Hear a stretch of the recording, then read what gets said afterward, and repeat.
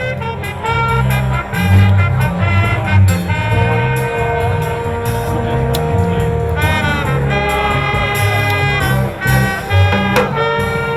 morning. What a great, great day to be citizens of the city of Richmond and Metro Richmond. What a wonderful day. We are so delighted to have each of you here, and if you will join me at this time in giving Huguenot High School Jazz Band for the musical prelude a round of applause.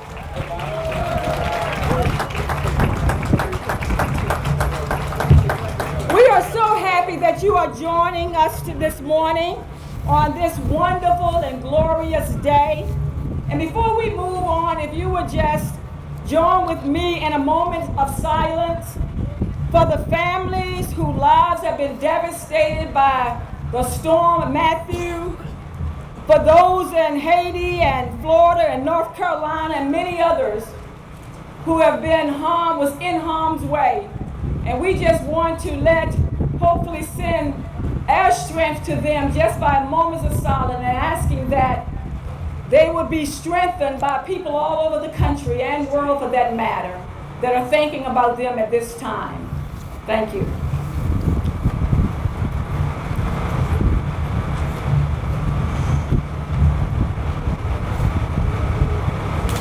Amen. Thank you so much.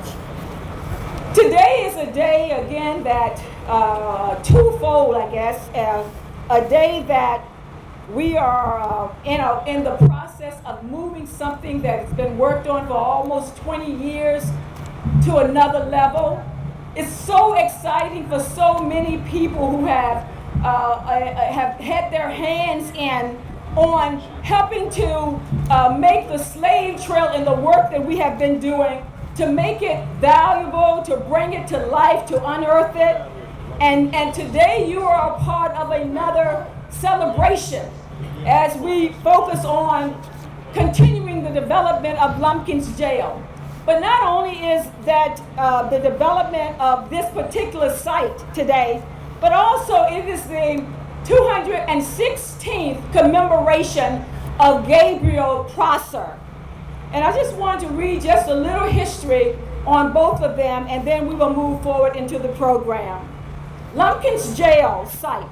Lumpkins Jail was a slave trading complex located on Wall Street in the Shockoe Bottom district of Richmond, Virginia, which operated from 1830s until the end of the American Civil War. The slave trader Bacon Tate owned the property first, followed by Lewis A. Collier, who built the so-called jail, which confined enslaved Africans prior to their sale. Robert Lumpkins purchased the property in 1844 and used the facility to pursue his own slave trading business, accommodating his clients in a boarding house on the premise. Lumpkins was also charged slave dealer and owned a daily fee for holding their slaves. Anthony Burns, a runaway slave returned to Richmond under the fugitive law, was housed in Lumpkins Jail for 4 months under appalling condition. Lumpkins died in 1866, and his widow, a formerly enslaved woman named Mary, leased the property to the Baptist ministers who founded the Covert Institute, a religious school for emancipated African Americans, and held classes in the former jail building. The school eventually became Virginia Union University. The jail was demolished in 1876, and large industrial building later occupied the space. Its history was largely forgotten until 2005, when archaeologists began the first phase of an investigation that eventually found evidence of the complex, including the original jail building near 15 feet beneath the modern ground level. The archaeological remains were subsequently reburied and will be re-excavated, and Lumpkins jail site is commemorated as one of the 17 places on the Richmond slave trail.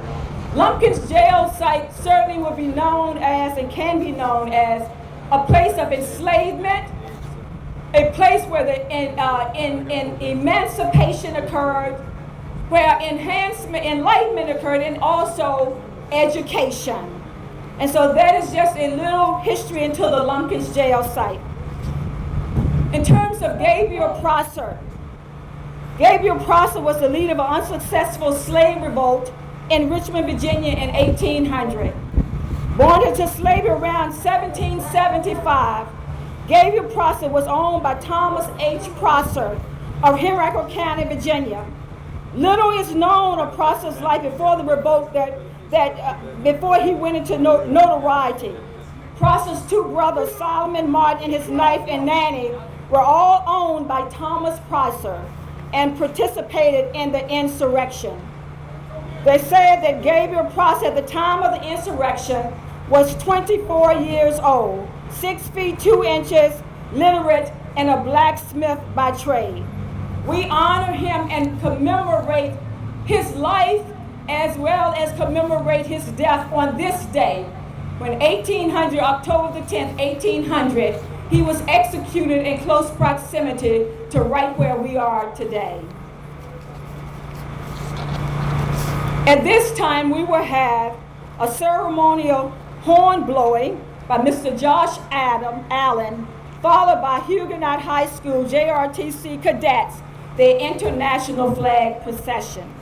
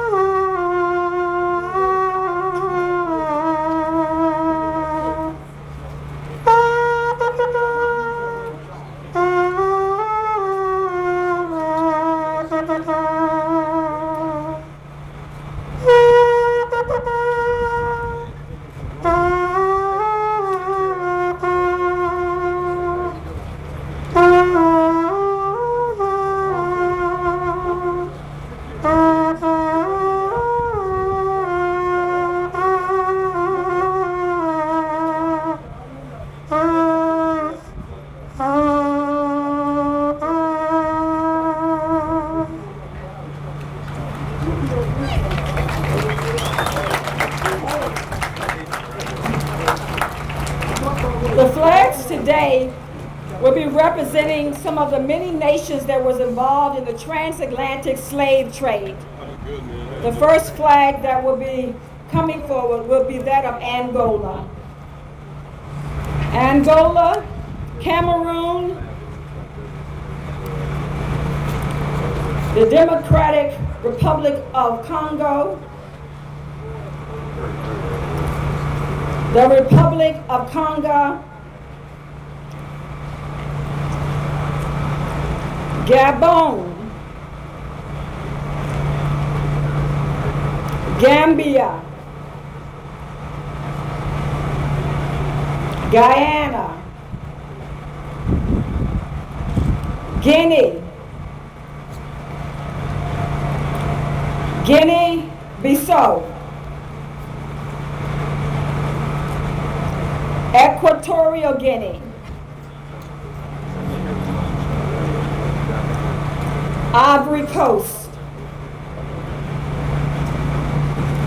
Liberia, Madagascar, Mozambique, Niger, Nigeria, Senegal, Sierra Leone, and Togo.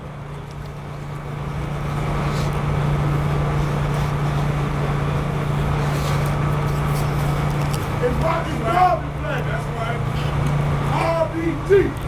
As each of you know, or many may know, that there were many, again, that was involved in the transatlantic slave trade. This reflects just a number of those nations that were involved and where slaves came into the United States of America. Remember your flag. That's the flag that responded to your call. The red is for the blood. At this time, we will have Franklin Military Academy color guards, presentation of the color, the Pledge of Allegiance to the flag, and the national anthem.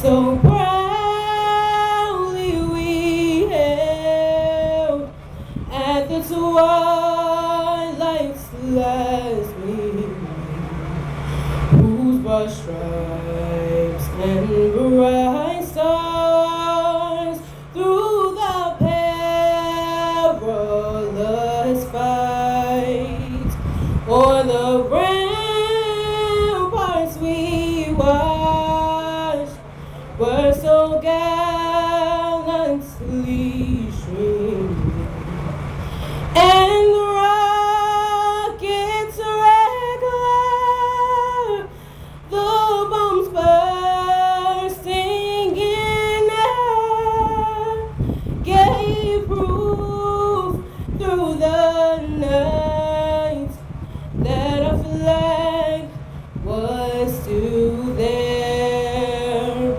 Oh, say does that star-spangled banner yet wave o'er the land of the free and the home of the brave?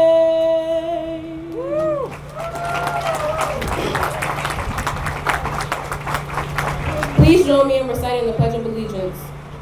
I pledge allegiance to the flag of the United States of America and to the republic for which it stands, one nation, under God, indivisible, with liberty and justice for all.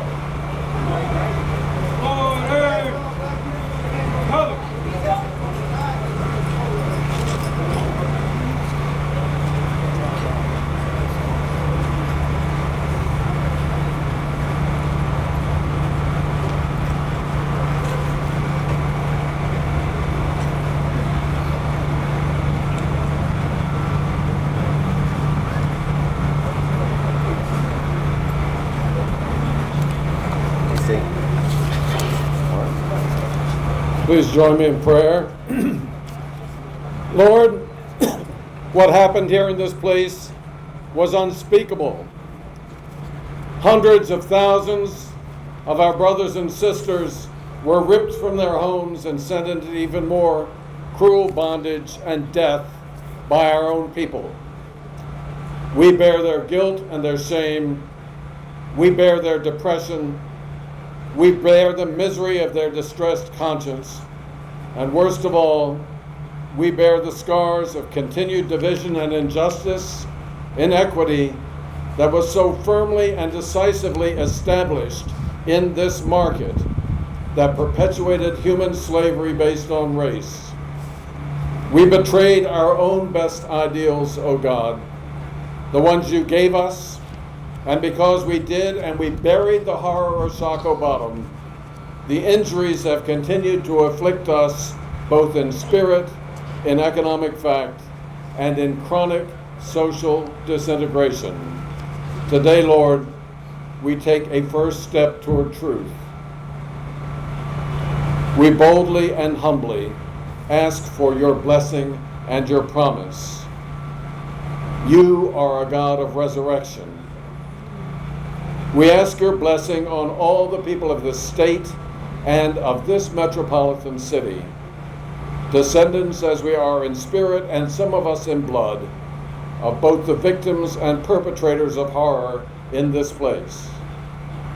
We thank you for those who have helped us to come to this point of telling the truth. And we're bold enough to ask for the prayers of those who were here and who suffered inconsolably.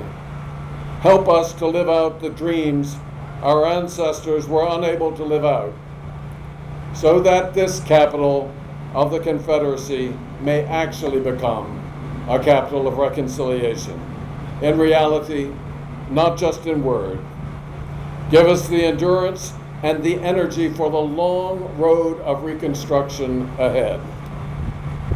A renewed common economic, social, and political life that is based at last on the idea that all human beings are created equal and endowed by you, their Creator, with the inalienable rights bestowed by your love. Help us to be at last what you called us to be. Amen. Amen. Amen. You may be seated. Certainly like to thank Franklin Military School and that young lady who just sung her heart out. We really want to give them another round of applause for these young people participating today. Whatever we're doing, we're doing it for the purpose of making certain that our young people understand the legacy that's been left, and that the legacy we hope will propel them to move forward and to do great things, not only on behalf of their own people, but on behalf of our community, our city, and this state. And also would like to thank Dr. Ben Campbell, for that wonderful and profound prayer. At this time, we will have a musical selection from Virginia Union University. As you know, may have known or not, and I shared with you earlier, that Virginia Union have really a direct connection to this site, the Lumpkins jail site, because out of that enslavement, out of what came emancipation and enlightenment, also was the education of so many people. And we are so delighted that they will be here today, that they are here today to help celebrate with us as we move forward. Again, Virginia Union University Concert Choir, under the leadership of Dr. Willis Barnett, the director, and accompanied by Milton Marriott.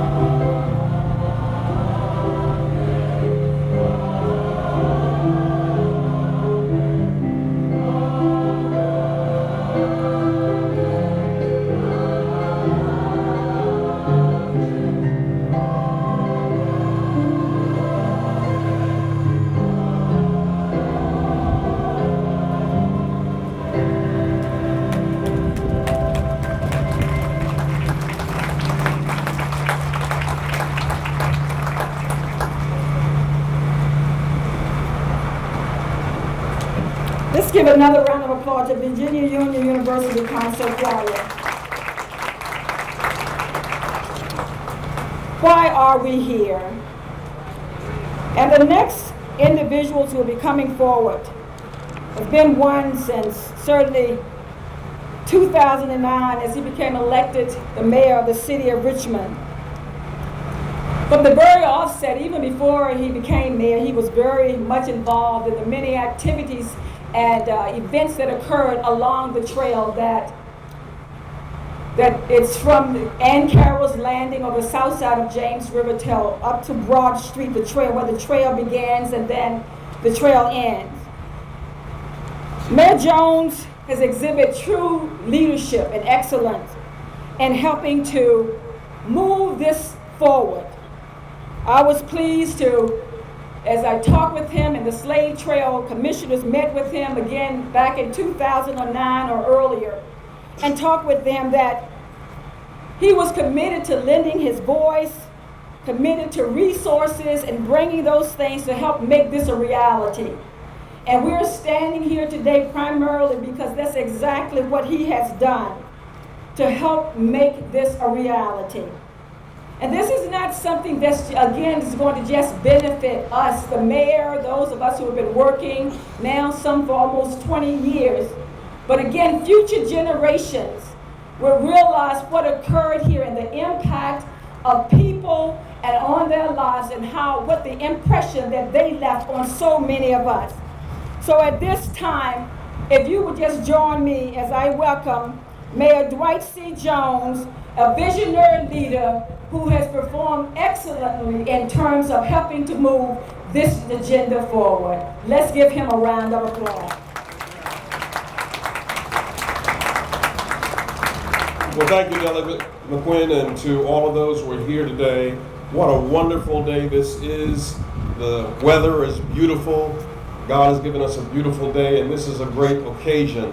And at the end of 20 years, to be able to say that we're ready to get something done is cause for celebration. We ought to celebrate today that this thing is taking place. I have the wonderful privilege today to come and to talk a little bit about why we're here.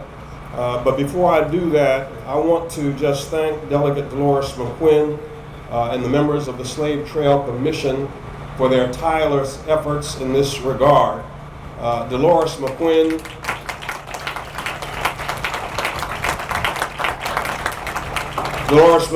is tireless, she is passionate, and she is committed to this work. And we just want to say thank you, Delegate McQuinn, for pushing and never pulling back, and all of the things that I have done at your prodding. I want you to know that I'm not mad at you, particularly today, because we're able to celebrate. So let's give them another round of applause. And then I want to also, and I think that this might happen later on in the program, but I want to do it myself. I want to thank our governors, our past governor and our present governor, for their participation. Governor Robert McDonald, when we went to him with this idea, without hesitation, he was willing to write into the budget the money needed for us to get this thing done, to get it started. And Governor McDonald, we want to say thank you today. And Governor McAuliffe, when he became the governor, stepped right in and said this is not something that could be done, but this is something that must be done. And we want to thank Governor Terry McAuliffe for picking up the ball and making sure that the job got done today. And you know, a lot of people have a lot of grand ideas, but it's not going to happen without some money. Amen, somebody. And so we are grateful to the state for the resources that they have provided, added to the resources that the city has provided, and that's why we are here today. And so we've come today to announce that this long-awaited project, this long-needed project is going to happen. That means that we're not talking about it anymore, but it's going to happen. The development of the Lumpkin jail site is an iconic symbol for America. It's an iconic symbol for African Americans. It's a marker to remind us that America's complete and unadjusted, uncolored history must be told. Our history must never be buried. It must always live in our hearts and in our minds. And this project today will allow us to have the opportunity to have tangible evidence of what happened in this place. Our history is not always beautiful. As a matter of fact, our history in many instances is very painful, but it's also instructive. And no matter how painful it is, we have got to embrace the fact that it is our history. It's a history that confirms that what men meant for evil, God meant for good. Yeah. That what men meant for evil, the Lord turned it around. And now we are able to celebrate not where we used to be, but where we are today. And when you think of the ancestors who survived the inhumane system of slavery, their courage and convictions, we've always got to celebrate their tenacity. This is an iconic symbol of their tenacity and their courage. But it's also a wonderful symbol of hope. And as Ben Campbell prayed in his prayer today, I'm hopeful that this project will be a catalyst for conversations about reconciliation, because I hope you agree with me that we're living in times when these discussions need to be had. We are living in times when we are finding out that we are not living in a post-racial society, but that there are many issues that are bubbling below the surface that need to be talked about. And hopefully this project will allow us to move with dispatch towards the founding principles of this nation, and that is that all men are created equally. This is a symbol of hope, that generations that have reaped the benefits from the struggles of our mothers and fathers will recognize that they did not get here by themselves, that we did not get here by ourselves, but we're standing on the shoulders of many who bore their burden in the heat of the day. And because they bore their burden in the heat of the day, it ought to encourage us to do things in a different way as we take our places in this world. We need to speak in louder voices. We need to write with sharper pens.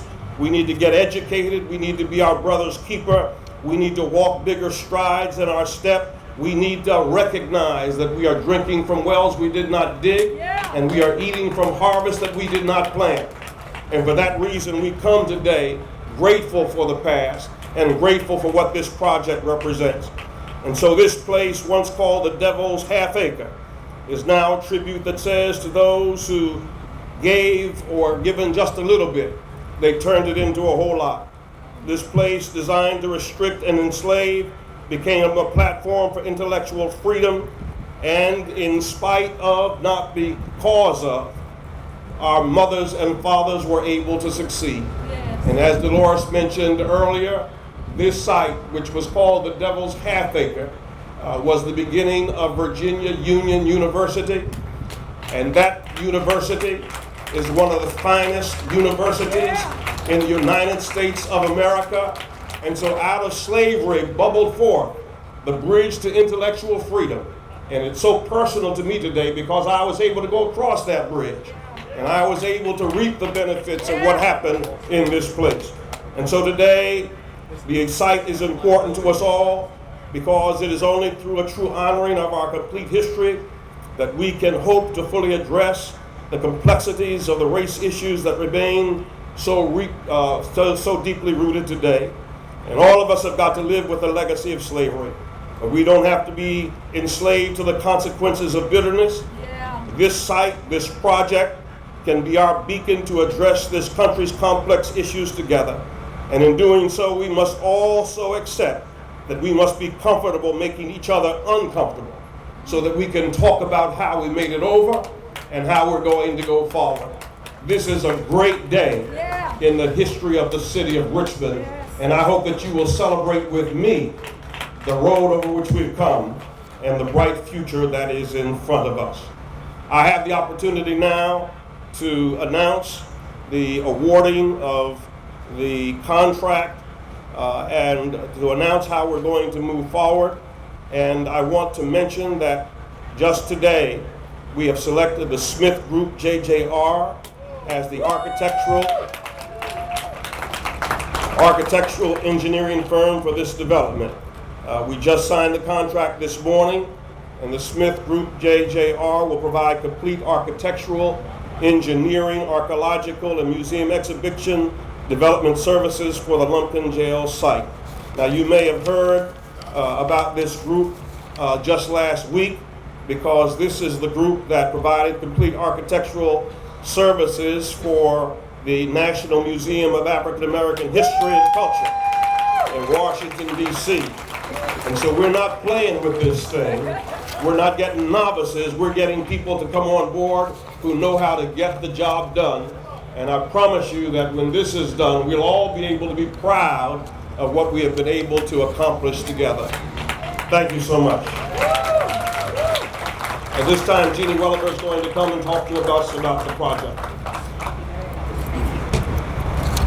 Good morning. I just want to give you a little bit of insight about how we came to this place from the project side of things. The ground you're on is owned by the city of Richmond. We acquired the property with the Main Street Station development.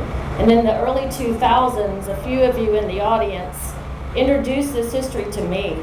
I'm from here, as many of you are, and I had no idea the Richmond's role in the trading of people. About early 2000s, Chris Stevenson from the Department of Historic Resources, Jeffrey Ruggles from the Virginia Historical Society, Jenny Dotz from ACORN, the Alliance to Conserve Old Richmond Neighborhoods, and also a slave trail commissioner, and I met in the bottom of ACORN's office in Chaco Slip. And I kept asking, what are you talking about? Since that day, the Slave Trail Commission has taken the leadership with partners, the Department of Historic Resources and ACORN, to advance this, not just from an archaeological assessment, but a true excavation. The excavation of this site, just to my right, which has been protected and filled for now, there were 6,000 artifacts found during that excavation. Matt Laird, who is our archaeologist, he's also in the audience, led us into discovering the history of Robert Lumpkin. When we started this project and just an assessment was underway, we had about $13,900. It was Matt's responsibility to figure out through maps, Sanborn maps, old insurance documents of Robert Lumpkin's parcel acquisitions. He had to nail it, because we only had enough money to do a few test pits to see if, in fact, there was any archaeological evidence that Lumpkin's jail existed. And about 10 to 14 feet underground, Matt located the parcels beautifully, and Messer Contracting and others helped us excavate those test pits.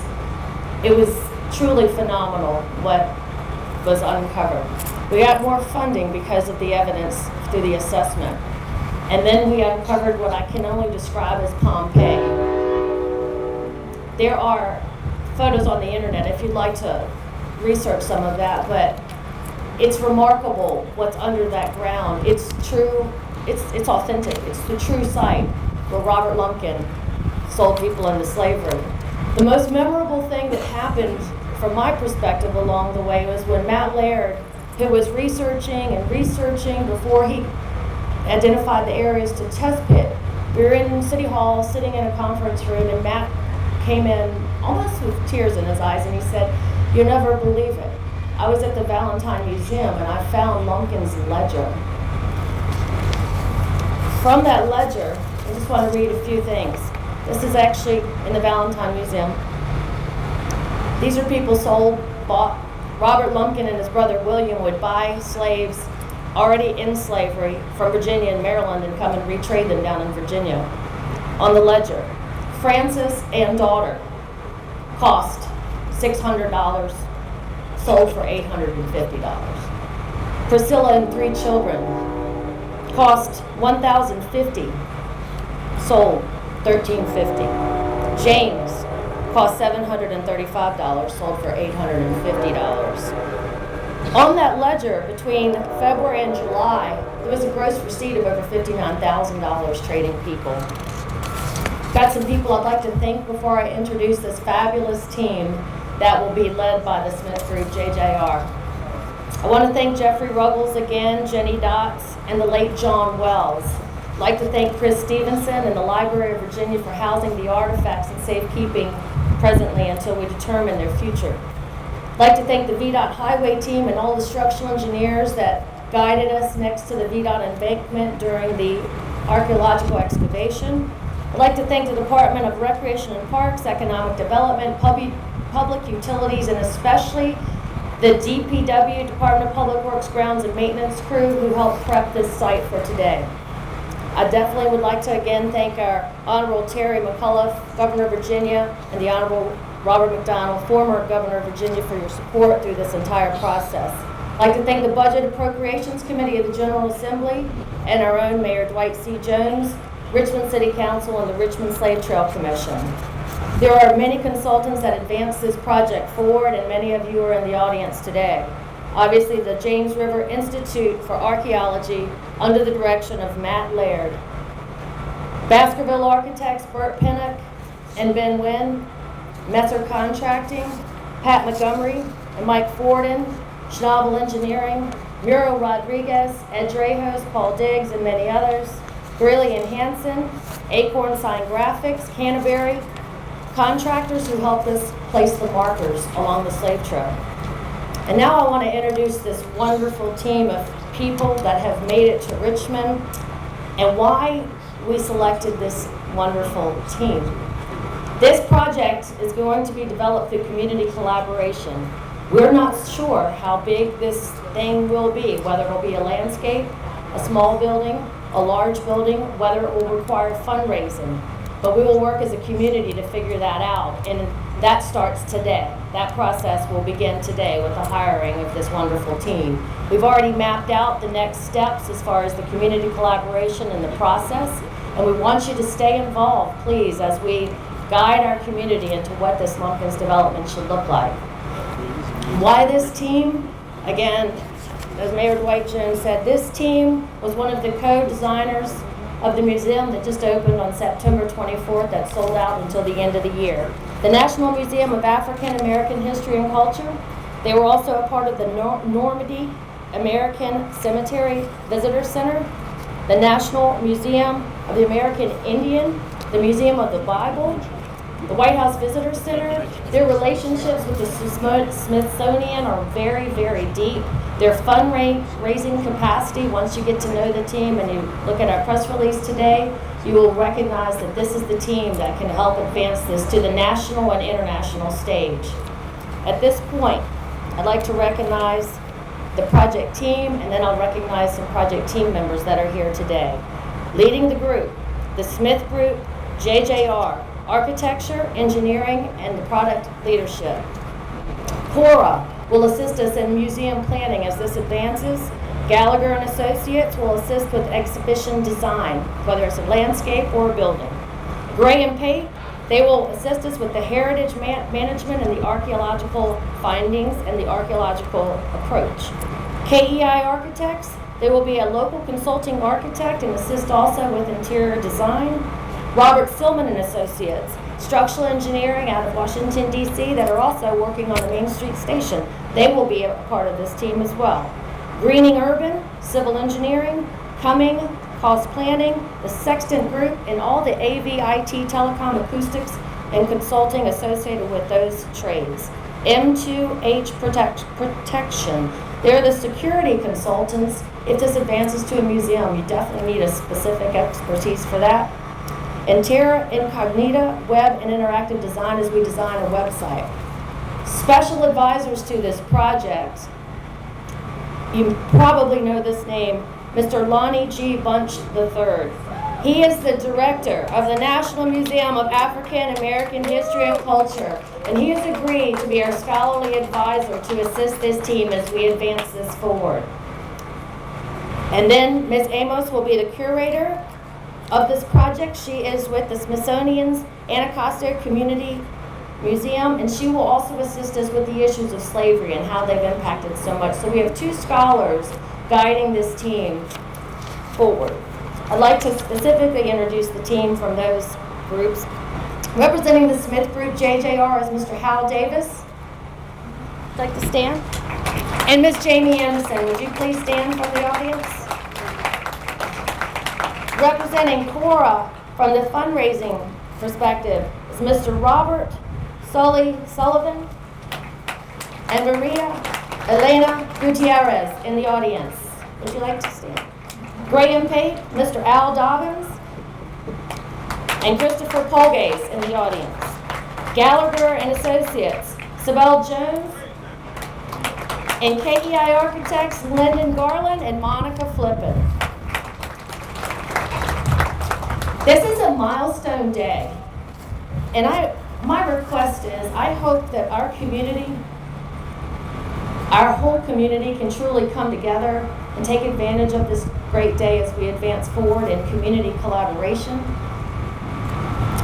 And on that, I'd like to see if Hal Davis can say a few words. Hal Davis from Smith Group JJR. Thank you, Jamie. This is, in fact, a banner day. Couldn't ask for a more beautiful day for this kind of a ceremony. Having just completed 8 years of working on the National Museum of African American History and Culture, by the way, I hope it doesn't take that long here. Amen. It has been a learning experience for all of us. If you haven't been, I ask that you go. I think every one of us can learn something about our heritage as Americans, who we are, who we should be as one people. I think this project is an incredible opportunity to be able to develop something that will help all of us heal.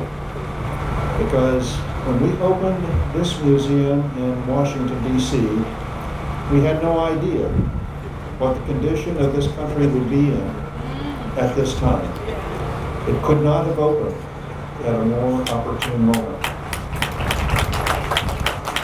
It's my hope that this project will develop with your help and your collaboration between the city and the community and other communities around the country to develop a story that can help all of us understand who we are, what we have suffered, what we have given, but also what we celebrate with the accomplishments that have happened by the descendants of all those who suffered so greatly. We look forward to working with you. We thank you. We are humbled to be selected for this, and we are grateful. Thank you.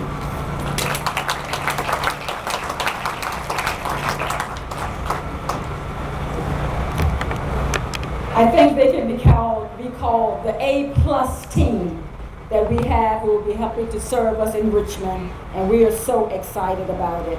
Moving right along with the program, we want to, at this time, have a music selection by Franklin Military Academy under the director of John Steele, and then the introduction and recognition of elected officials and special guests by Dr. Cynthia Newbill, the 7th District Council representative, in that order.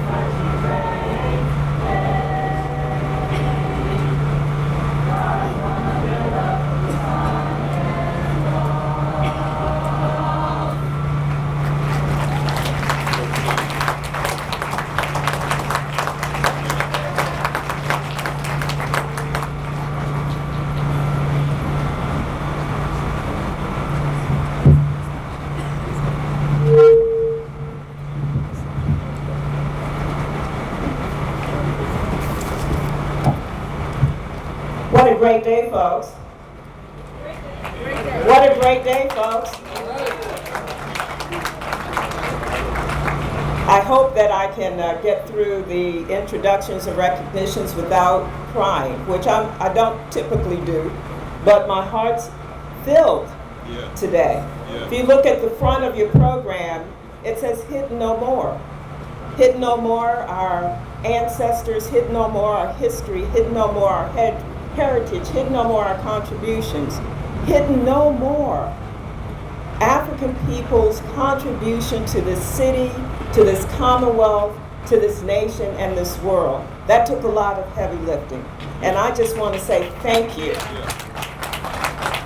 I want to again just say thank you to the Honorable Terry McCullough, the Honorable Robert McDonald, for your work at the state level to ensure that we have resources to make this happen. I want to thank our mayor for your support at the city level, and our council, under the leadership of Ms. Mosby at the council level. Just want to say thank you for the support.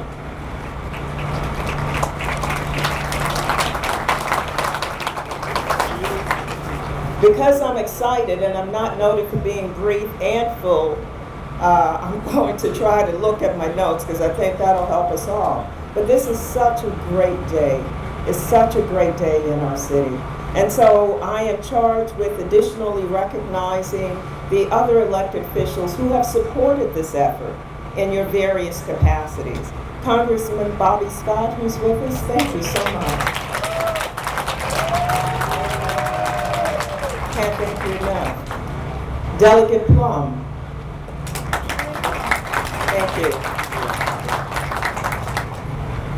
Senator Rosalind Dance. Delegate Jennifer McClellan.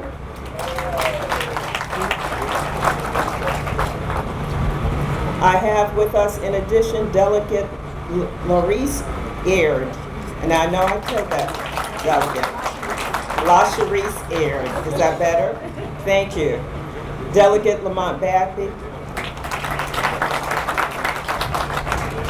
And then my colleagues on City Council who supported this effort as well. Kathy Graziano. Oh, yes, I'm on the other side. And I'll just go down this path since I've already and come back up to our senator, who will forgive me. Councilman Parker Agilesta, Councilman Jonathan Belials, and on stage, out of my view there, Senator McEachin, Senator Donald McEachin. We have other colleagues who are present and have been supported, our school board representatives, and so Mr. Jeffrey Bourne with me on the school board. My district school board representative, I saw him someplace in the audience, Mr. Donald Coleman. In addition, I think I saw Miss Mamie Taylor in the audience. We're way in the back there. I can't see. Okay, I just want to make sure that I need new glasses here. Miss Pinckney Epps, school board representative. Are there any other school board and or other elected officials? Because I really don't want to overlook you. Okay, and so there are a few others I'd like to make sure that I acknowledge. We have Dr. Benton with us, our superintendent of schools. We have our chief administrative officer, Ms. Selena Cuffey-Glenn. Thank you. And I think I have, whenever you kind of look out in the audience and make sure you've gotten everybody, because what we know is that no one gets to this place alone. And if I inadvertently have left out anybody, please don't charge that to anything except poor vision right now. Okay. We have also some special guests with us, and I'm going to ask Ms. Patricia Cummings, who's the chair of the Richmond Sister Cities Commission, to come forth and to introduce them. And we have a contingent from Cebu, Mali. Thank you.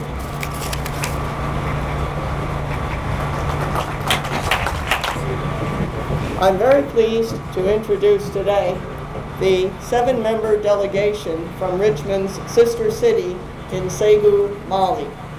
They are here today in part because they are establishing a Richmond House in Cebu that will help to develop our cultural ties as well as developing entrepreneurship for women and girls.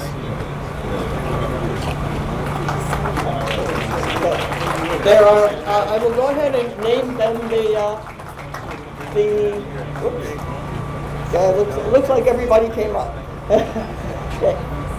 The first person I will introduce is the governor of the region of Cebu, Mr. Georges Togo. Next, we have the president of the regional assembly in white. His name is Mr. Siaka Dumbale. Next, we have the mayor of Cebu in green. This is Mr. Usman Simaga. Next, we have a medical doctor from a different city, but who came with us for special regional cooperation. It is Dr. Timbo Modibo from Thai. Next, we have Mr. Karim Fomba, who is the Inspector of Finance for the region of Cebu. And there in the audience, we have the Protocol Officer of the Governor of the region, Mr. Yacoba Traore.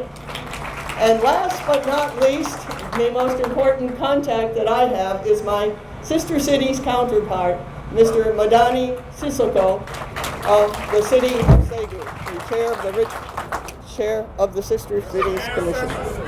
So chair of the Sister Cities Commission. Sorry? Okay, thank you. Okay, we're going to give some gifts now. Gouverneur, c'est le gouverneur de l'État, Mr.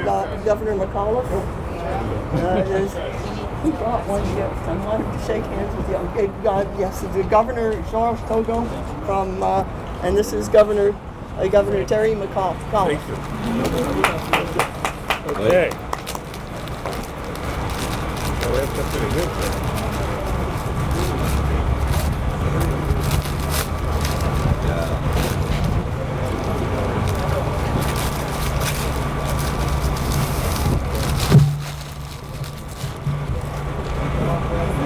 This can go as on your wall. It can go on your dining room table. Look at it that, can be a runner. So Thank you, man. We'll put it up in the governor's office. Or in the governor's office. Absolutely There we go. beautiful. Thank you very much. All right. Thank you. The next gift is from the mayor of Cebu to the mayor of Richmond.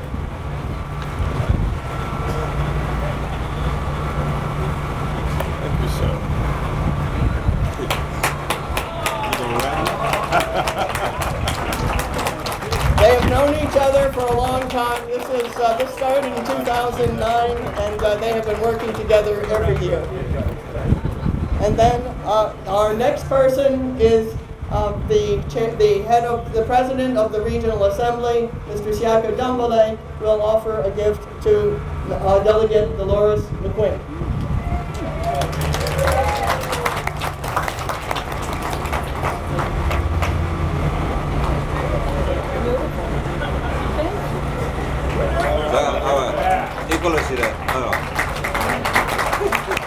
And we'll be happy to distribute brochures on Red Richmond House for anyone who's interested after the ceremony. Thank you. Let's thank our special guests again. Thank you. Thank you so much for being the point. Thank you.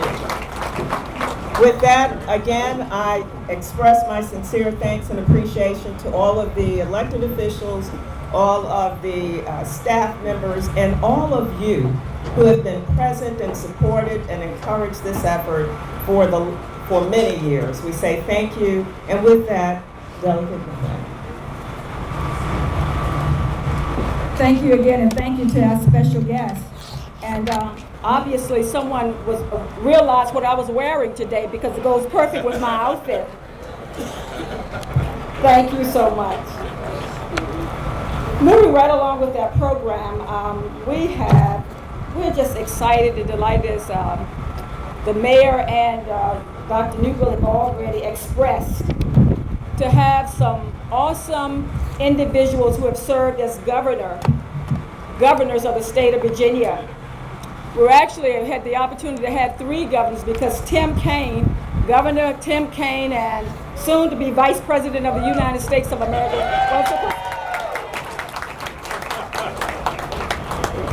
supported the efforts of the slave trail, supported the initiative.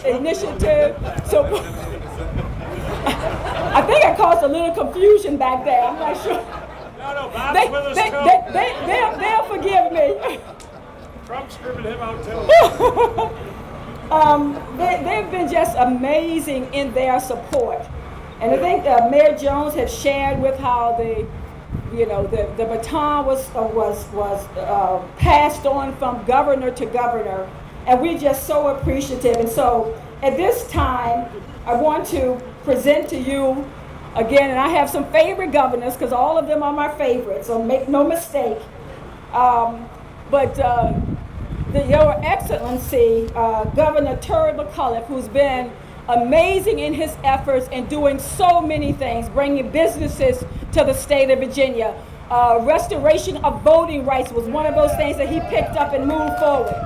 Last week he was at the Maggie Walker groundbreaking. And so it's been event after event and initiative after initiative that he has supported right here in Richmond and Metro Richmond. And so at this time, would you please join me as we welcome to the podium none other than Your Excellency, the Honorable Terry R. McAuliffe, Governor of Virginia. Thank you. Good morning, everybody. Let's hear it for Dolores McQuinn. The greatest member of the General Assembly, and I'm going back to Patrick Henry. Let me tell you that. What an honor to be here with you today. A beautiful day. I left Grundy early this morning. It was very fogged in. That's why I was a few minutes late.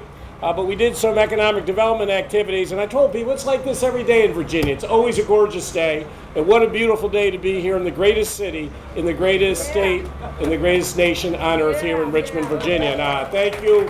And when I got elected governor, Bob McDonnell and I had lunch together to go over the important issues of the state, to transfer power from one governor to the next. And at the top of that priority was this initiative that we're here today.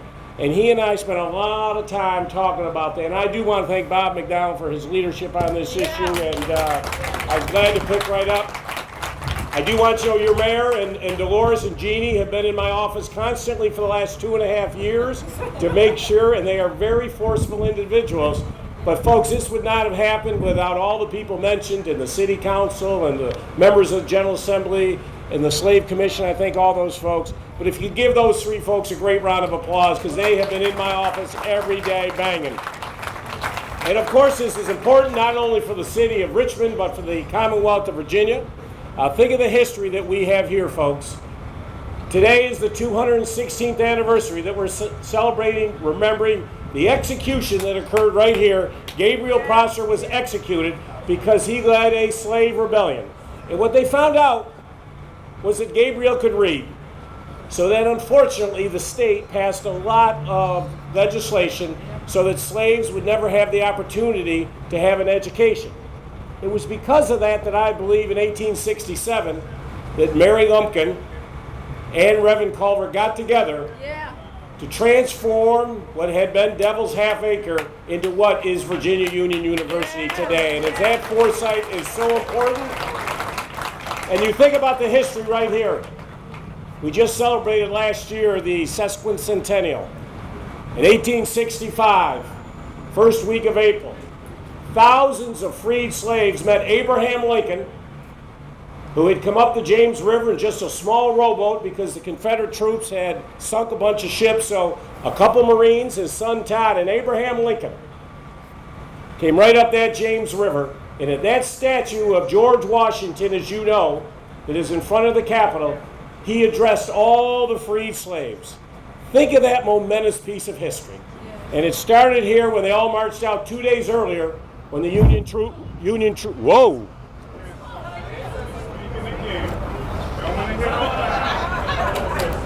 I think that was Abraham Lincoln. Hello?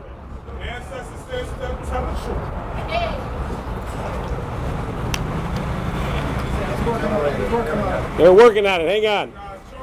I'd sing, hang on, you'll get your shot, sir. Hang on. There we go, we're back on. So think of that history that we have here. And we should think about Abraham Lincoln. As you know, there's been a little discussion in the papers about statues and monuments here in Virginia. As you know, I use my executive authority to take the Confederate flag off the license plates. There is no need for divisive or hurtful signals here in the Commonwealth of Virginia. But we talk about monuments. I vetoed a bill. I believe it ought to be up to local communities to make the decisions on what monuments and statues they want to have in their respective areas. But I got to tell you, I've always wondered, and I said this to the mayor and to Dolores and to Governor McDonald, I find it somewhat odd that here in Richmond, with that great history we had of Abraham Lincoln, that there is no statue of Abraham Lincoln here in the city of Richmond. So I've just told Dolores, and I'll lead the fundraising effort, we need a statue of Abraham Lincoln right here at Lumpkins Jail to show the world the part of history that we have here. And it didn't stop there. We continued on our march. When you think of Barbara Johns, who was a 16-year-old in Prince Edward County, who said that separate is not equal. A 16-year-old girl. When the court ruled and said we could have separate but equal, and then the court said, no, we can't allow that. They are not equal. Prince Edward County shut all their schools down for 5 years. That revolt was led by a 16-year-old. We can never forget that, and that's why this memorial today is here. And as governor, that's why I work hard to make sure that Virginia is open and welcoming to everyone, that we assist everyone, that every individual here in the Commonwealth of Virginia has a second chance. And that's why I was proud in 1902, we had a senator stand on the steps of our great Capitol, designed by Thomas Jefferson, as you know, in 1785. He stood on that Capitol, poll tax, disenfranchisement of felons, and a literacy test. And he said we are doing this to eliminate the darky as a political force here in Virginia. Well, folks, I was glad to stand 114 years later on that same spot in our Capitol and reverse that racial prejudice and restore the rights of 206,000 felons here in the Commonwealth of Virginia. Now, as you know, of all civil rights actions, it's never easy. I was sued, and unfortunately, the Supreme Court of the state ruled against me. I didn't agree with the opinion, but I followed the law and said I had to do it individually, so I did that. I was sued again, as you know, for contempt of court. And I want to thank the Supreme Court who ruled that no, I was doing it right, and we are now proceeding ahead with all 200,000 Virginians here in Virginia. And let me tell you why this is important. All of the history here, and when all those free slaves walked out of here in 1865, we owe it to every person who walked out of there to continue this fight. I've been doing restoration events all over the Commonwealth. I was just in Portsmouth. There was a gentleman who unfortunately had committed a felony before he was 18 years old. He wrote me a heartwarming letter and said, Governor, I'm 3 days away from my 89th birthday. I want to have my rights back. I've never voted here. I want to vote in this upcoming presidential election. That day, I went down to Portsmouth. Unfortunately, he was too sick to get out of bed, but his daughter Rose came to the event, and I handed her the certificate. She went home, and she gave it to her father, and she said, it's the first time in 6 years I've seen my father smile. The idea that he could now vote. Unfortunately, Nathaniel Barnes died a couple days later. But folks, as his daughter said, Nathaniel Barnes died a full citizen of the Commonwealth of Virginia. So I thank you for having me here today, and everybody who's involved in it. But it's not only the restoration of rights, it's about making sure every child has quality to the best education, that we have the best teachers for every single one of our children here in Virginia. I want to thank my wife, who last year 5 million more meals served to needy children when they go to school in the morning, because you can't learn if you're just plain hungry. And I'll continue to fight for those 400,000 Virginians who need health care, and we've paid for them, and some are dying today because they won't bring that money back here to Virginia. So let us leave here committed again to all the folks here at Lumpkins Jail that we will never give up the fight for equal rights, equal opportunity, civil rights, and justice for all, no matter the color of the skin, the person whom you love, or whatever your background. We are open and welcome to everyone. Thank you very much.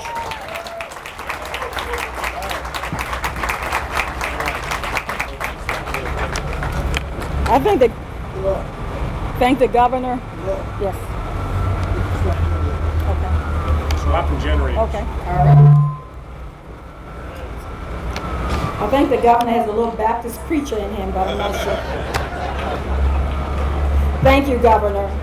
The next individual who I will present to you again is the mayor has shared with you, has been very involved in during his tenure as governor of the Commonwealth. Was one that when I had the conversation with him first, he just listened with such intenseness to what I was telling him and sharing with him. And I remember him saying that, you know, he would look into it. I think there was a little conflict because someone else was trying to build a museum somewhere else. And so I think there was a little hesitation on his behalf, on his part. But I was trying to help him to understand the authenticity of this site, of the slave trail, of what happened here in Richmond. And he never forgot those things that I shared with him. And then I remember him coming down, or bringing him down to the slave trail and sort of telling the story and sharing with him the story. One day when we were on the trail, I was actually on the trail, now I can confess. I was on the trail sharing with Governor McCullough, Governor McDonald, and you pulled up in a limousine with some of your friends. I hid Governor McCullough for a few moments so you wouldn't see him. Just kidding. Just kidding. I was in a Prius. Yes, you were. But I was sharing again with Governor McCullough what was happening on the trail, and Governor McDonald pulled up again in this black limousine, SUV, with some friends of his in the car, and he said, "Hey, Dolores," and I said, "Hey, Governor, how you doing?" And he said, "I'm just here sharing with my friends what we are doing here in Richmond and about this slave trail." That to me sent a clear message in terms of where his heart was as it relates to this project. And I remember him saying, he said, "I don't know what we're going to do, but we are going to do something to make this happen." And I want to use his words. Governor McDonald said to me, and I quote, that it's one of the best things in terms of funding this project. It is one of the best things I did as governor. It is a place that must be preserved and remembered to teach lessons to future generations, to make not Richmond, not the Commonwealth, but to make America better.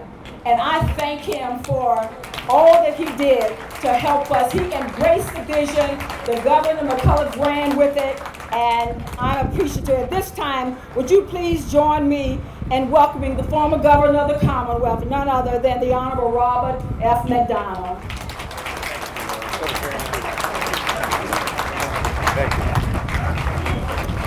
Good morning.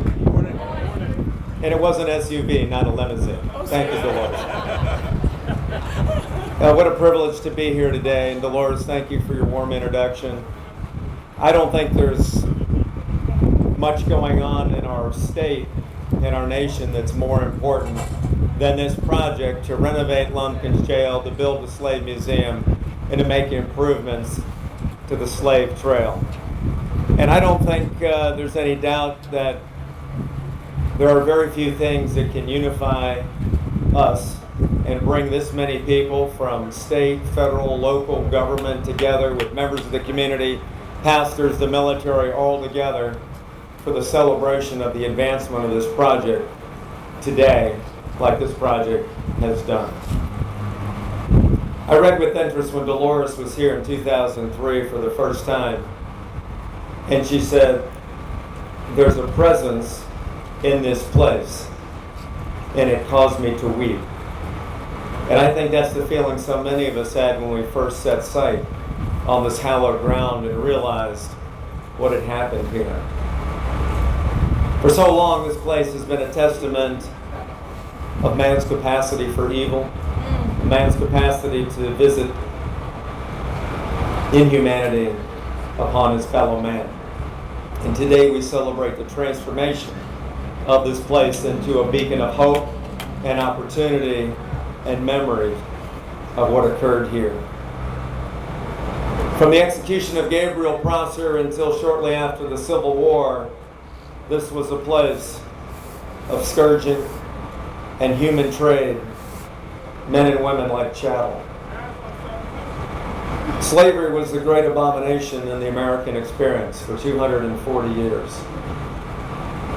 And today, we have an opportunity to put in place, in bricks and mortar, something that will be here in perpetuity as a symbol to the nation that we can be a better people, we can rise above this history, and we can do what God has ordered us to do, and that is to realize that we are all created in the image and likeness of God. No one is better than anyone else, black, white, brown, but we're all created in the image and likeness of God with inalienable rights that must be secured by government. It was a privilege to be able to have the chance to work with our legislators and the members of the Richmond City Council, with the mayor, with Dolores McQuinn, Doug Wilder, and so many others who had a vision for this place over the last 2 decades. And so this is the time now where we can celebrate and say that the history of this place will never be forgotten. And that's why we're here today, because those wise men who said that if you do not know the lessons of history, you are doomed to repeat those mistakes in the future. This place, this jail, where people were scourged, where they were fed putrid meat, where they were given paltry substance, where they were put down on the floor and flogged by guards, where they were traded for hundreds of dollars like chattel, where families were divided, where this became the greatest trade of human beings north of New Orleans for decades, where in the shadow of the governor's mansion and the General Assembly for decades, an evil practice existed and yet somehow tolerated by elected officials who turned a blind eye to this practice. It should be ashamed of what happened here. But this is a day now of hope, to turn this into something positive, a beacon of hope and reconciliation for all of us. And God knows that we need that in this country, regardless of race or creed or national origin. We first and foremost are Americans, all 310 million of us, and we have a duty to follow the golden rule, to be able to treat each other as we expect to be treated ourselves. And so when we talked to Dolores and Mayor Jones, they were people of vision. You know, the scripture says, for lack of vision, the people perish. And the opposite is also true. With vision, the people flourish. And this will be a day that both Americans and people in Richmond will flourish because of the vision of Dwight Jones and Dolores McQuinn. That $11 million was a good start to be able to fund this project, and Mayor Jones was able to secure another $8 million. But the work has just begun. There's more money still needed. So I encourage all of you in the business community and those around the Commonwealth and around the state to please be generous and continue the project of funding what happens here in Richmond, Virginia. And the last thing I will say, that even though this is such an important project, at the end of the day, it's bricks and mortar and wood and signs. What really matters is what's in the human heart. What are you going to do, Richmonders, Virginians, from Mali, Americans? What are you going to do to make your city, your state, and your nation a better place? How are you going to follow the commands of God to make this a better place and to show love for other people? What are you going to do to be sure that Dr. King's vision of being judged by the content of your character and not the color of your skin comes to fruition? Thank you.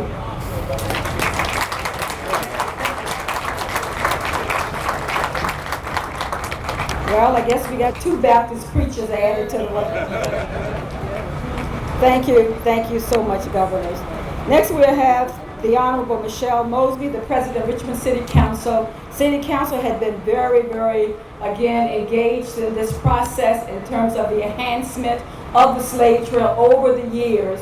And we certainly have appreciated them because it was necessary for them to be a partner to move forward. And so at this time, Michelle will come forward, the President Michelle Mosby will come forward representing the City Council. And then followed by Dr. Johnson from the acting president of Virginia Union University. And I think he will connect the dots in terms of the relationship that Virginia Union had with this site, the Lumpkins jail site. Thank you in that order.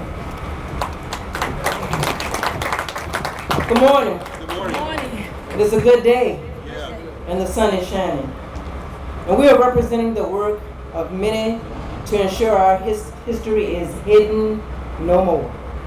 I'm glad to have been a part of making the transformation. I'm told that, and Governor McDonald has hit on it, that those who do not learn from history are doomed to repeat it. I need those just to not be words. I need those to resonate with you so that we can become the city that I believe that God has placed us to be.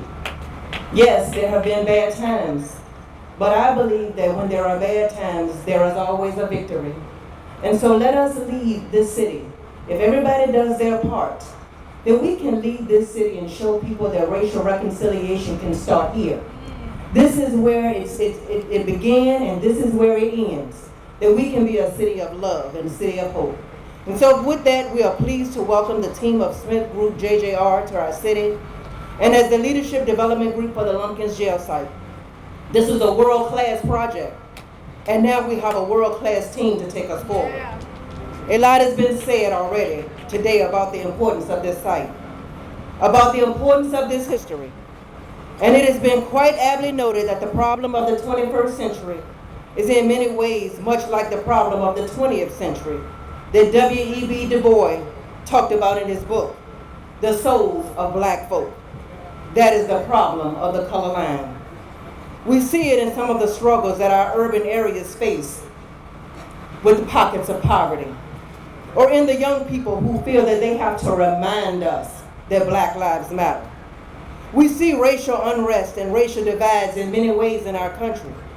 It is the racial reconciliation of our history that is also the doorway to a renewed future.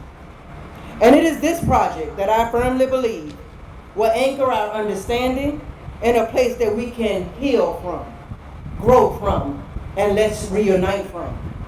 The Richmond City Council is so pleased to have helped secure funding for this project. It is in my estimation, this is one of the most important investments in our city that we're making. And this site will not only serve our city, but it will serve the world. There is another project in our city we've invested in, where we are connecting the north side to the south side over a pedestrian bridge, a bridge that has been cut off for far too long.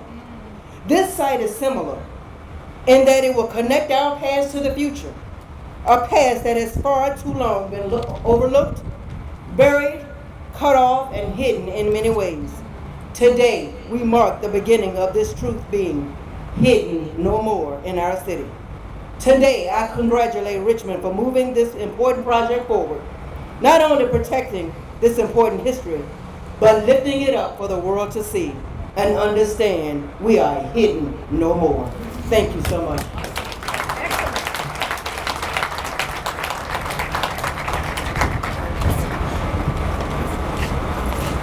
Let me, first of all, say top of the morning to all of you. I'm Joseph Johnson. I'm the acting president of Virginia Union University. I cannot help as I look among the people in this audience. It reminds me of something that we often forget, that human life was born in Africa. We forget it sometimes. I mean, the paleontologists, the archaeologists, the geneticists, the biologists, they told us that. So it has to be true. It was born in Africa. So it's in that context that I want to bring you greetings from Virginia Union University. And our hallowed grounds and dear old walls started right here. They started right here. And history tells us about Robert Lumpkin. Robert Lumpkin was a paradox. He was a cruel man. He was a mean-spirited man. And he was also a good family man. He had 5 children. And as slave trade started failing, he ended up sending his family to Pennsylvania for fear that they would be sold as slaves as well. But I am so thrilled with the construct that working together really does work. And it is evident this morning by the commitment that is going on. Most of you may not know the motto of Virginia Union University. It is a very simple and profound one. Our motto is, God will provide. God will provide. And in that context, I'm also struck by God's exquisite timing, because Robert Lumpkin did not have to leave the house or that building to his wife and family. It doesn't make him a great statesman. It's just meant that one moment in his life, he did certainly the right thing. And as a result of that, you have Virginia Union University. Let me invite this group. Come see us. We're that beacon of light up on the hill at Lombardi. Come see us.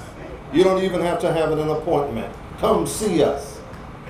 And in fact, I need to put a commercial out. We will be hosting the mayoral debate on Wednesday. Come see us. We would appreciate that. So on behalf of my board, my faculty, my staff, and my students, we are so glad that you're here, and I'm glad that I'm able to speak to you. Good morning.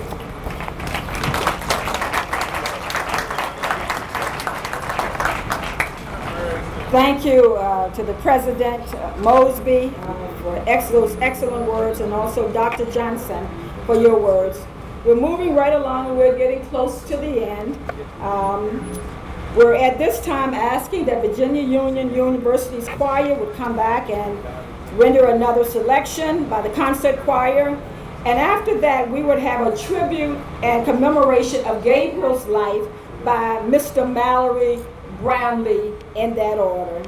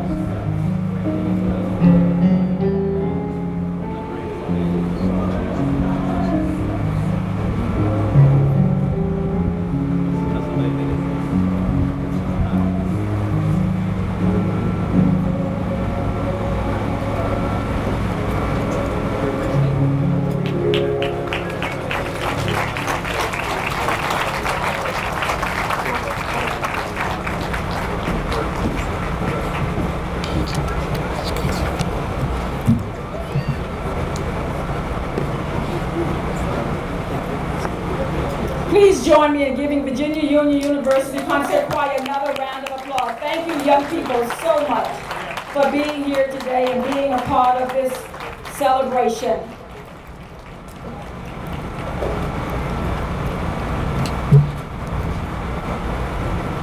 At this time, we would have a pouring of libation by Mr. Neem Bell, who's the Vice Chair of the Richmond Slave Trail Commission, as she comes forward. No, I'm sorry, I'm going a little too fast. The tribute and the commemoration of Gabriel's life. I'm sorry, I apologize.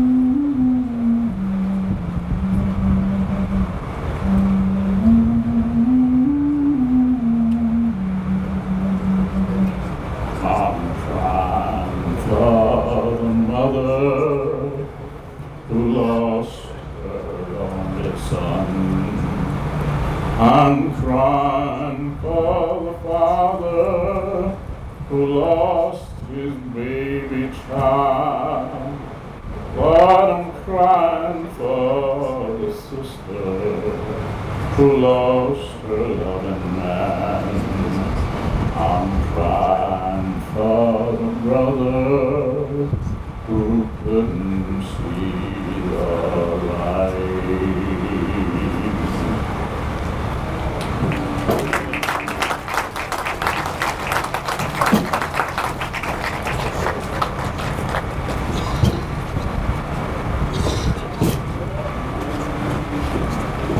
You know, that horn remind me of my namesake, Gabriel. You know, they say when Gabriel blow his horn, the dead gonna come up out of the ground.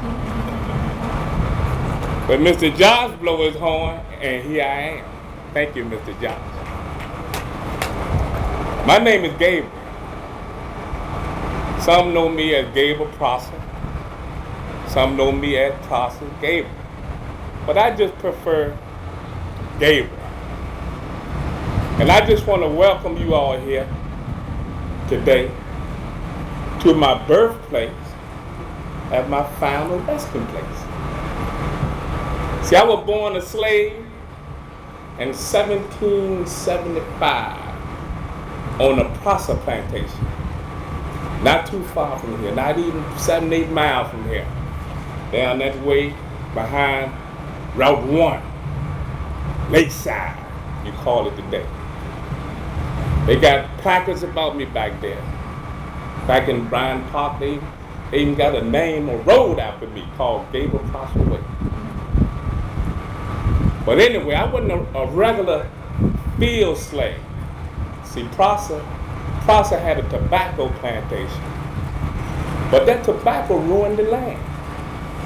So when his son take over, his name Thomas Prosser too, he decided he was going to send some of his slaves out to make money.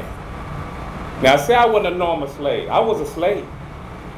But I worked this here, y'all. This is iron. So I was a smith, a blacksmith. And what Prosser did, he sent me as far east as Norfolk, all the way up to Albemarle and Louisa and Caroline County, as well as all these foundries right here in Richmond.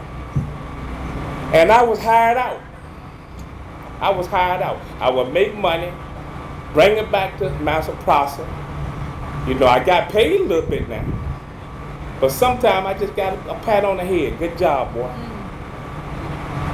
But when I was out, I would hear some things. Because back then, you see, we could read. I could read. And I had some freedom. I could go here and there and there, and I would pick up on some things. Now, all my life, I heard about old Patrick Henry up on the hill there. He said, give me liberty or give me death. I've been hearing that all my life about the revolution. Well, I wanted liberty too. And when I traveled working at iron, I heard things like the French revolt in Haiti, how the blacks got their freedom. I heard about Domingue, how the blacks got their freedom. And we wanted our freedom too. So I made a plan, y'all. I wasn't gonna sit there too much longer. Now me and my brother Solomon, we planned for 1 whole year. But we didn't plan by ourselves. We planned with some of the working class whites that were Smiths. We planned with even some of the French people, like the Huguenots or the French people that were here. We planned with some of the Indian folks, the Catawbas. We planned to make a revolt, not just in Richmond, but all the way from here up through, always up to Roanoke, back down to Norfolk, and Albemarle and Petersburg. You see what we was gonna do? We wasn't gonna kill the white people. We was gonna kill who we had to kill, but we wasn't gonna kill the Methodists. We wasn't gonna kill the French. We wasn't gonna kill the abolitionists. But we was gonna take the state capital. We was gonna take Monroe hostage. And once we got Monroe, and we got the ammunition there, then we could negotiate for our freedom and let the property possess its own property. We want to possess ourselves. But lo and behold, the word got out. Pharaoh did it. And it rained, you say cats and dogs. The night we were supposed to do it, it rained cats, dogs, cows, and hogs like it never rained before. August the 30th. It washed out the roads, it washed out bridges. We couldn't do it that night. For those of y'all can't think about what it was like, God sent Gaston through here on August the 30th, 200 years to the day that we are supposed to have our revolt. Do you hear me? You hear me talking to you? So, instead of the revolt, we were scattered. The next day we were scattered.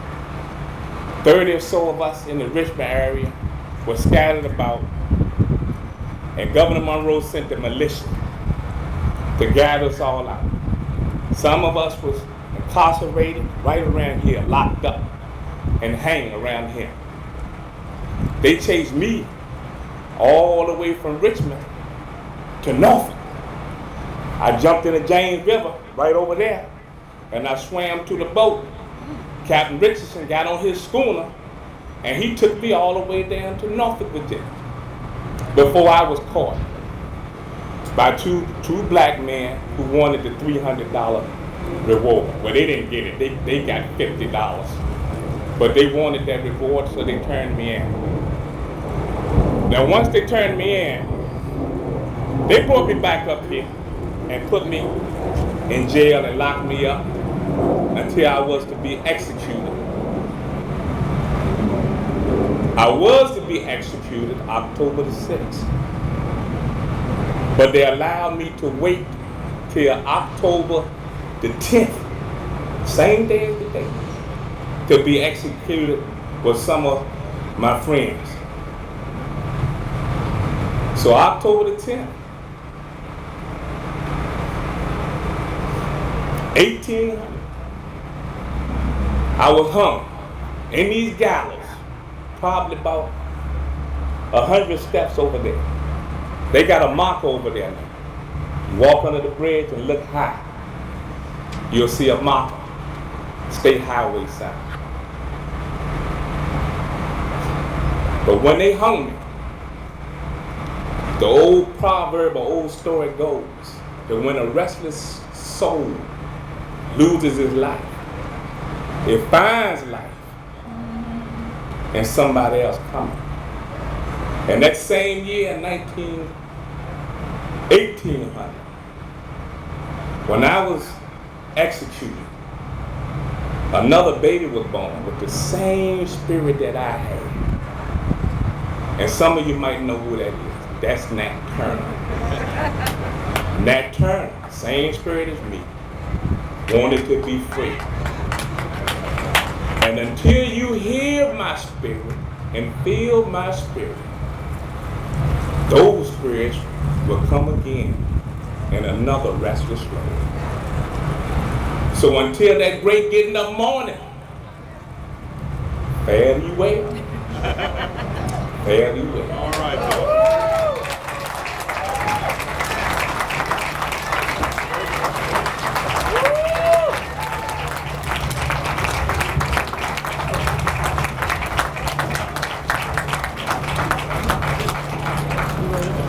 Thank you so much, Mr. Brownlee. Now we will have the libation ceremony by Janine Bell, Vice Chair of the Richmond Slave Trade Commission.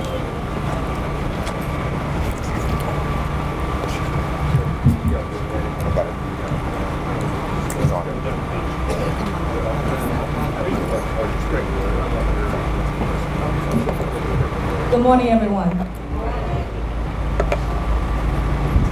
Spirit is in all things, moving in ways that we may not predict. More of life is invisible than it is visible. Past, present, and future are all now, as you bear witness. We pay homage to our ancestors. We pour libation. Now, the libation ritual is an earthy thing. So I'm going to go down to the ground and I'm going to ask you to join me as you feel to, or at least bend over your backs, to with your fingertips touch what is below you, as we recognize that our humility is a source of our power. Our humility is a source of our power. Just bend over where you sit and touch your hands to the ground.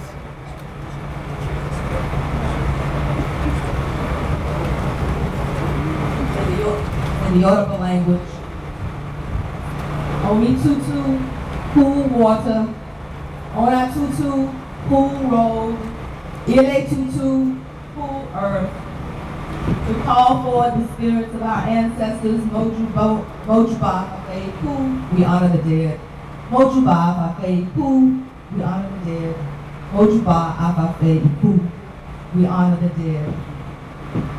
We pay homage to our ancestors, those who are fortunate to be buried in the soils of Africa, the cradle of civilization, our first mothers and fathers, walking in attuned God light as co-creators of civilization, caretakers of earth, and establishers of order. If you agree, we say Ashe. We thank our ancestral navigators who embarked from the motherland to be the first to journey across the Atlantic to bring God-attuned culture that helped shape our world. Ashe. We pay homage to our ancestors who were lost in the Middle Passage. Ashe. Objectified as cargo. Ashe. In where order was sacrificed for filth and disdain and profit motivations. Ashe. And where spirit maintained its commitment. We honor the water that is your eternal home. Ashe. We pay homage to our ancestors whose bones rest in the earth, in the Americas. We thank you who face the daily challenges of making sense out of a life of horrific heinous enslavement. Ashe. We remember you, our African ancestors who passed here, as you named it, the devil's half acre. Ashe. And throughout Shako Bottom, called a city within a city. Ashe, permeated with trading locations. Ashe, marked by its high retaining walls. Ashe, teeming with African captives to be sold. Ashe, to fuel Virginia and the entire Deep South. Richmond's gritty Shockoe bottom. Ashe, the foundational bedrock for the American economy. Ashe, and the racial injustice that persists today. Ashe, clearly and easily viewed from the Capitol on the Hill, where the laws were made to institute the condition. Ashe. We thank Mary Ann Lumpkin. Ashe. The African woman who, while standing at the crossroads, chose marriage to her Richmond enslaver. Ashe. Rather than face what promised to be a worse life on a cotton plantation. Ashe. Who, when her freedom came with this property in her hand, gave it to be a school as she fled Richmond forever. Ashe. We pay homage to our fallen brother and freedom fighter, Gabriel. Ashe, who drew his last breath on this day in 1800. Ashe, who followed the lead of Haitian liberator Toussaint Louverture, and as a leader built coalitions under the banner of death or liberty. Ashe, we honor you, whose physical and intellectual prowess created the foundation for the material world we know today. Ashe, in legacy, we thank you who sacrificed yourselves even so in the face of the black codes. Ashe, the barbarity of the lynch mob. Ashe, and the storm of Jim Crow. Ashe, we thank you who in spite of and because of accomplished. Ashe, Henry Box Brown. Ashe, Mary Elizabeth Bowser. Ashe, William Jackson. Ashe, Jack Bowler. Ashe, Elizabeth Draper. Ashe, William Washington Brown. Ashe, Magdalena Walker.